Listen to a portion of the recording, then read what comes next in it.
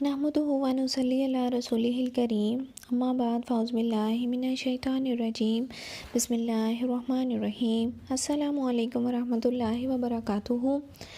पिछली वीडियो में हम लोगों ने जाना था कि ज़कात किन पर फ़र्ज़ है। आज की हम इस वीडियो में बात करेंगे कि ज़कात का माल किन किन लोगों को दिया जाए।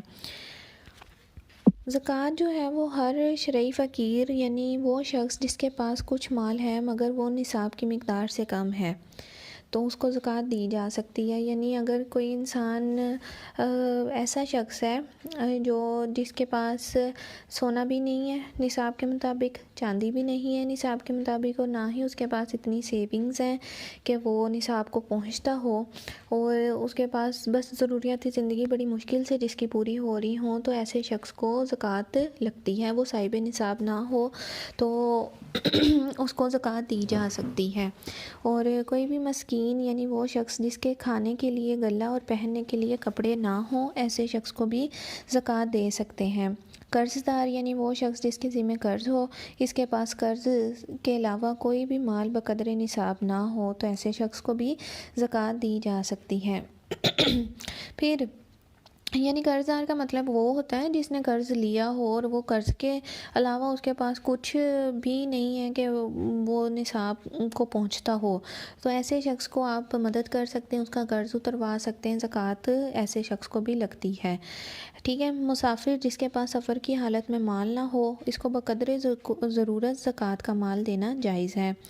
फिर आमिल यानी जिसको बादशाह इस्लाम ने ज़कात व उशर वसूल करने के लिए मुकर्रर किया हो, ऐसे शख्स को भी यानी जो ज़कात, अब ये तो आजकल सिस्टम नहीं है ना, तो पहले वक्तों में जब बादशाह वाला दौर चलता था तो बादशाह मुकर्रर करता था आमिल को कि तुमने ज़कात इकट्ठी करनी है। ठीक है। तो वो अब ज़कात जो इकट्ठी करता था उसको आमिल कहा जाता था, तो उसको भी ज़कात लगती थी। फिर मकातिब ग़ुलाम, ताकि वो माल देकर आज़ाद हो जाए, जो ग़ुलाम होता था उसको भी ज़कात लगती थी। अब भी ग़ुलाम और कनीज़ का कॉन्सेप्ट नहीं है, ताकि ग़ुलाम जो है उस ज़कात के पैसे को इस्तेमाल करके आज़ाद हो सके। गरीब मुजाहिद, ताकि वो जहाद का सामान ख़रीद सके, इन लोगों को ज़कात लगती है। लेकिन इसमें आखिरी जो मैंने आपसे 3 डिस्कस की है, आमिल, मुकातिब ग़ुलाम, यानी ग़ुलाम वाला भी सिस्टम अब नहीं है और अब तो जहाद भी लोग नहीं करते, तो ये अब आजकल हमारी सोसाइटी में नहीं पाया जाता। अब यहाँ पे एक दूसरा कॉन्सेप्ट ये भी क्लियर कर लें कि जो ज़कात है वो ज़रूरी नहीं होता कि आपने किसी को बता के देनी है कि आया जी मैं आपको ज़कात अदा कर रहा हूँ। इस तरह किसी की दिल आज़ारी भी हो सकती है। देखें, ज़कात अदा करने का मकसद होता है किसी मोहताज की, किसी गरीब की मदद की जाए, किसी मुस्तहिक की मदद की जाए। आप उसको ईद का कह के भी, गिफ्ट का कह के भी दे सकते हैं, ईद कह के भी दे सकते हैं, वैसे भी आप उसको चुप करके भी दे सकते हैं। आपकी अपनी नीयत होनी चाहिए कि मैंने ज़कात अदा करनी है अपनी। ठीक है। लेकिन ज़कात अदा करने के साथ साथ ऐसा नहीं होना चाहिए कि हमारे एक नेकी हम कर रहे हों और दूसरी तरफ हम किसी की दिल आज़ारी कर रहे हों। तो ज़रूरी नहीं होता कि आपने ज़कात को बताकर अदा करना है कि मैं तुम्हें ज़कात दे रहा हूँ।